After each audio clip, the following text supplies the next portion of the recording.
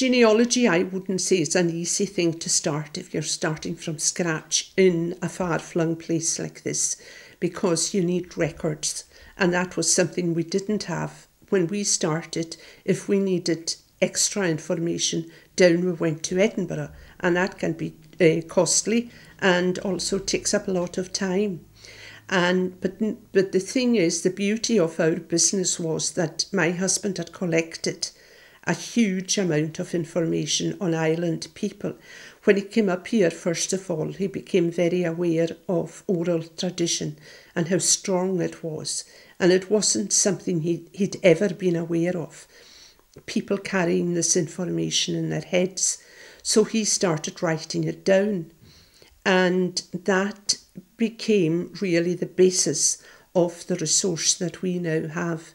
He blended in the written records later on, but really at the heart of it is the oral tradition that he gathered from many, many, many of these people are now dead in the islands here and overseas. When we went overseas, we caught a lot of oral tradition in the Gaelic-speaking communities.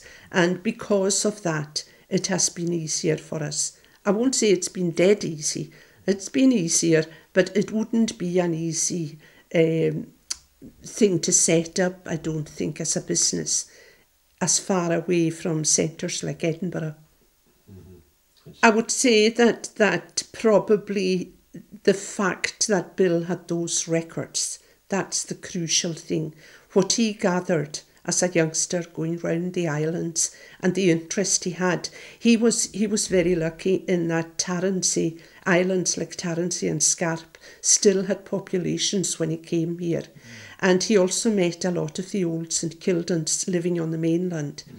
And he got a lot of information from these people.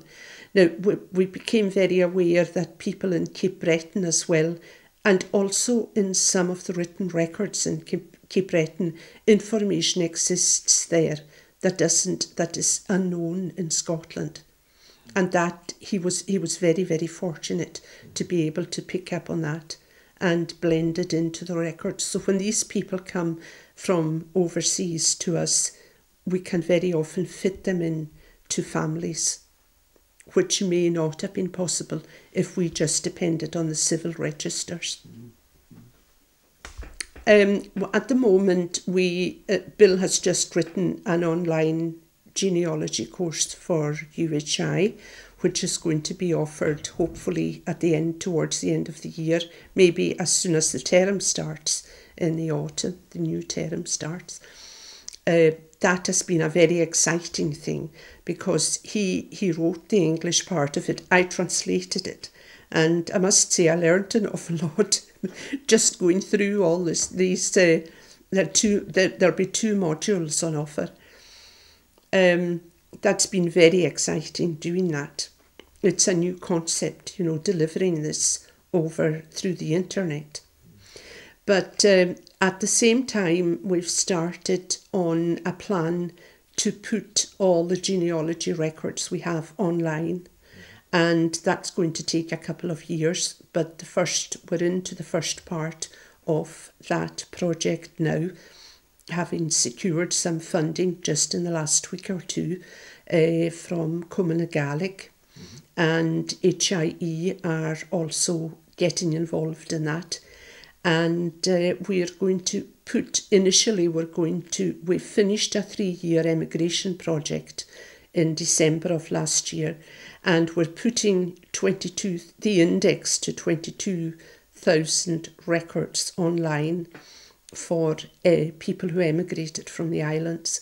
Now, once that is done, we'll take that further, and we've got 250,000 records for islanders, and we'll put an index to that online as well, and that'll be offered for just anybody can come and buy maybe a line or 2 lines or build up their family history through it.